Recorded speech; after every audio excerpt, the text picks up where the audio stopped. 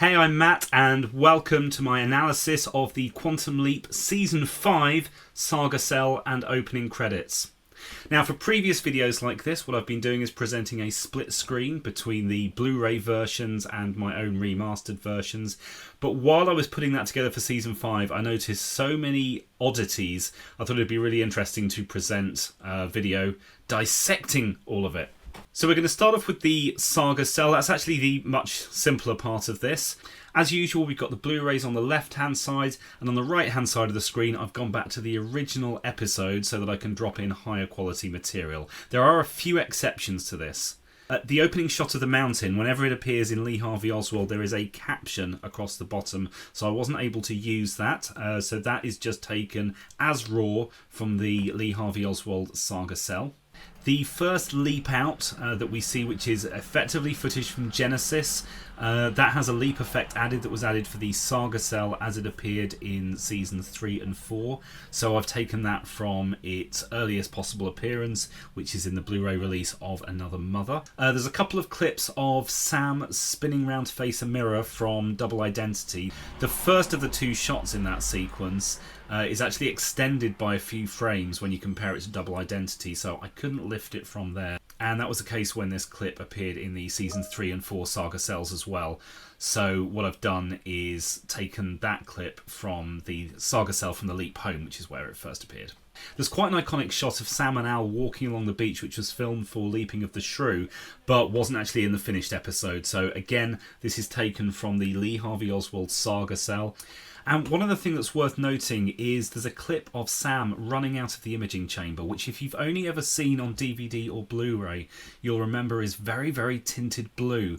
Despite the fact that when that clip first appeared in the leap back, it had a much more natural white light look to it. I've actually got several Season 5 off-air video recordings from the early 90s, and I can confirm that actually when first broadcast as part of the Season 5 Saga Cell, the colour correction was as it had been in the leap back. It was that very natural white colour.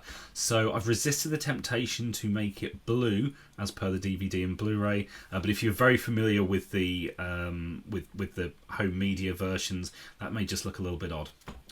And so with all that in mind, here is the Saga Cell with the Blu-ray version on the left and the restored version on the right, showing much higher pitch quality, much less bounce and bob. Theorizing that one could time travel within his own lifetime, Dr. Sam Beckett stepped into the Quantum Leap Accelerator and vanished.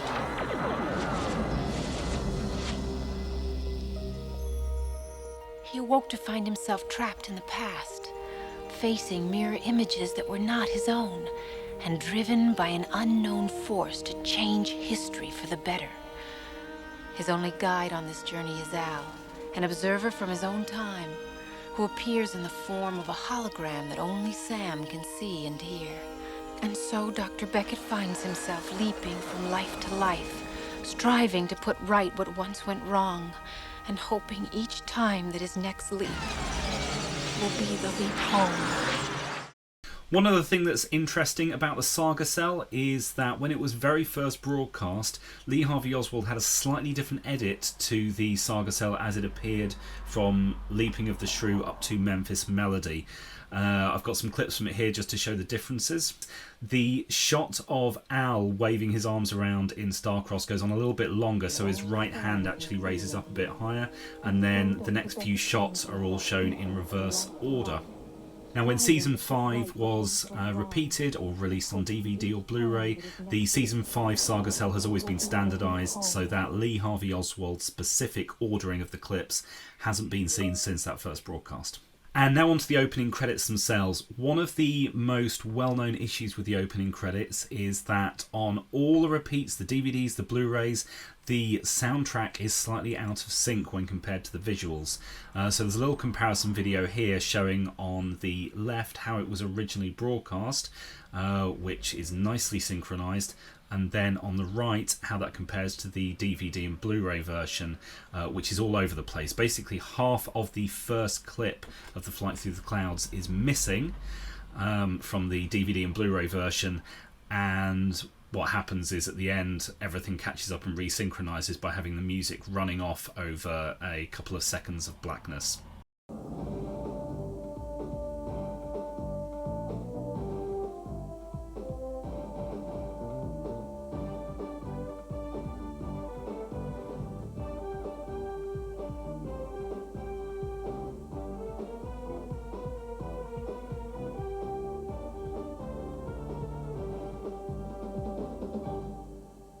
It works so much better with the first broadcast, and all the clips for the rest of this video are now synchronized properly to the soundtrack. Once again, Lee Harvey Oswald was slightly unique on first broadcast when compared to the rest of the season, and that was standardized when it was repeated or released on DVD and Blu-ray. So what you're about to see has only been seen on the first broadcast, and that is a unique clip from A Song for the Soul, which was not seen in the original broadcast of Song for the Soul. What it was replaced with from Leaping of the Shrew onwards was some material that was actually used in Song for the Soul. On the flip side of that, straight after that is a clip from Play Ball, which in Lee Harvey Oswald was a clip that was used in Play Ball, whereas for the rest of the season, and for the standardised version later used for Lee Harvey Oswald on DVD and Blu-ray, is unused material. The clearest giveaway here is the movement that Al's arm makes. His right arm goes over in Lee Harvey Oswald and in the episode Play Ball, and goes under in the Season 5 credits.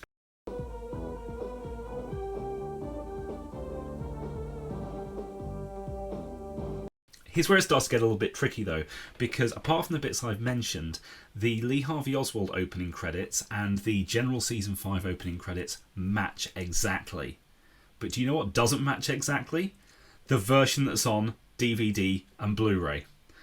For some reason there are subtle differences, and there's a few here that you can only see when watching in slow motion.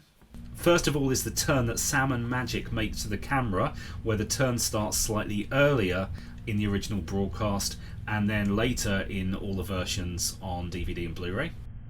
And then we have similarly a differently timed clip of Al stepping through Eric LaSalle, which means the clip of Sam as Lee Harvey Oswald being punched starts earlier. There is a totally different clip of Al sticking his head up through the floor.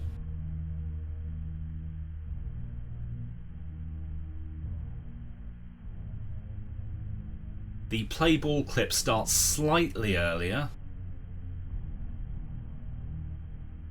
Al walking through the tabletop starts slightly later.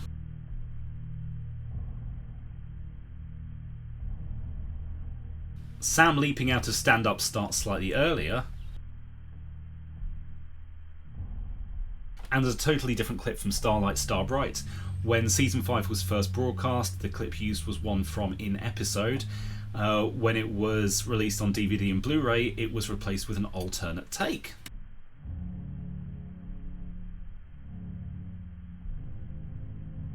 So now here's the Season 5 remastered opening credits.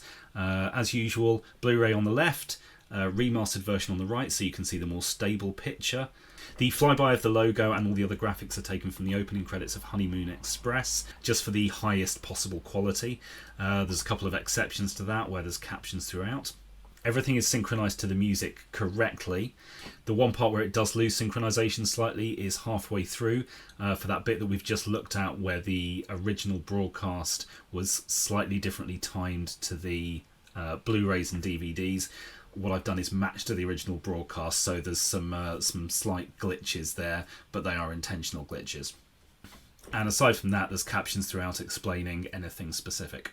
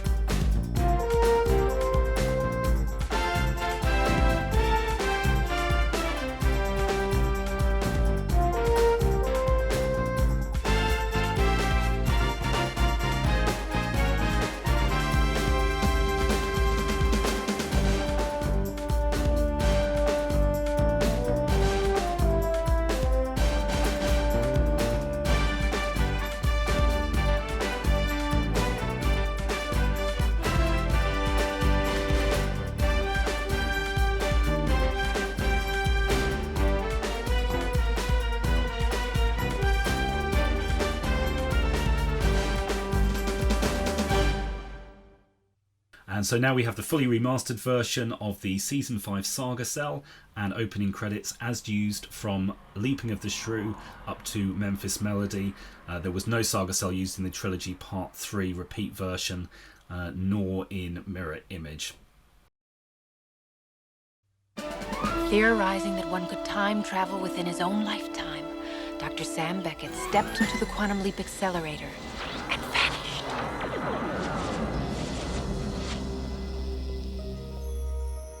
He awoke to find himself trapped in the past, facing mirror images that were not his own, and driven by an unknown force to change history for the better.